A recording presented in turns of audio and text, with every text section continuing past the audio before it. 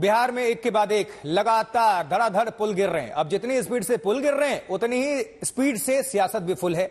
जी हां, आरजेडी जहां पुल हादसे के लिए नीतीश सरकार को घेर रही है, वहीं जेडीयू नेता कह रहे हैं कि तेजस्वी यादव भी 18 महीने ग्रामीण विकास मंत्री रहे हैं। वो क्या कर रहे थे? जेडीयू की यह भी सफाई है कि जो पुल गिरे हैं वो कांग्रेस और आरजेडी के शासन में बने हुए थे।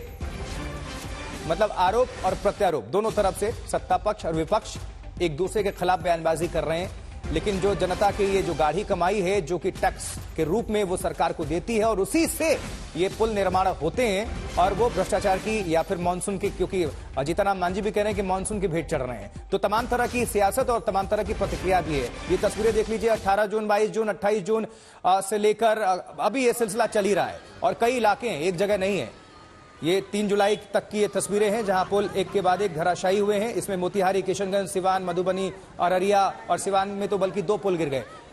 इस तरह की तस्वीरें आ रही हैं। जनता सिर्फ देखने रहे कि लूटने में लगे हुए हैं। ये पुल का निर्माण या निर्माण कार्य किसके दौरान शुरू हुआ भाई? यही लोग तो उस वक्त सत्ता में थे ना, जिनके समय पर ये पुल बना। आज एनडीए की सरकार आई है, आते ही पुल का निर्माण हो गया, ऐसा तो नहीं है। बहरहाल हम लोग आरोप प्रत्यारोप में भी हम लोग नहीं जा रहे।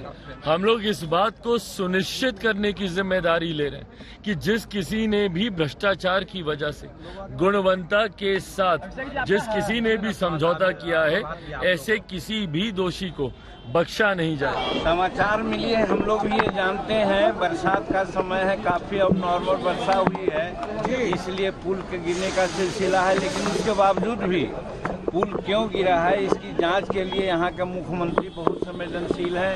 कल ही उन्होंने बैठक की है और सख्त निर्देश दिया है कि अगर इसमें कहीं किसी प्रकार की गड़बड़ी हुई है उस पर आवश्यक कार्रवाई किया जाए और कड़ी कार्रवाई की जाए। जीतनराम मांझी कह रहे हैं कि मानसून की वजह से भी पुल गिर रहे हैं, लेकिन सवाल यह भी है कि फिर ऐसा पुल बनाया क्यों जा रहा है जो कितना कमजोर है कि बारिश में ही गिर जाए। केंद्रीय मंत्री गिरिराज सिंह ने कहा है कि सरकार को जांच करवानी चाहिए कि ये पुल कब बने थे। वहीं आरजेडी ने इस पर जवाब दिया है। मैं तो मुख्यमंत्री जी से कहूंगा कि सारे पुलों का जो गिरा है उसका जांच कराएं और कब का बना हुआ है, किसके समय का बना हुआ है, ये भी लोगों को बताएं एक कमेटी बना करके।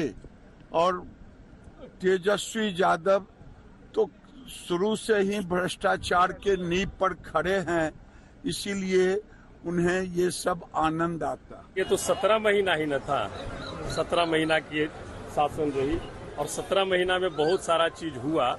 जो हुआ उसके बारे में तो वो अपने माथे पर लेके जाते हैं। नौकरी देने का काम 17 महीने में तेजस्वी जी के प्रयास से हुआ, तो उसका बड़ा बड़ा होर्डिंग और ये लगा रहे हैं।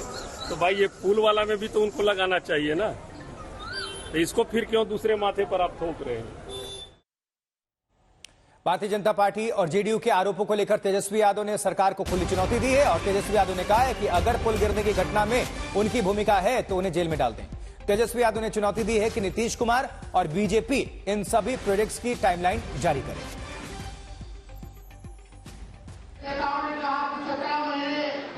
तेजस्वी के पास ग्रामीण कार्य विभाग था, लेकिन उन नेताओं को हम कहना चाहते हैं हमारे पास तो 5 डिपार्टमेंट था ही, लेकिन ग्रामीण कार्य विभाग 17 साल से कौन से पार्टी के पास था? 18 साल में 17 साल ग्रामीण कार्य मंत्रालय जनता दल यूनाइटेड के पास था।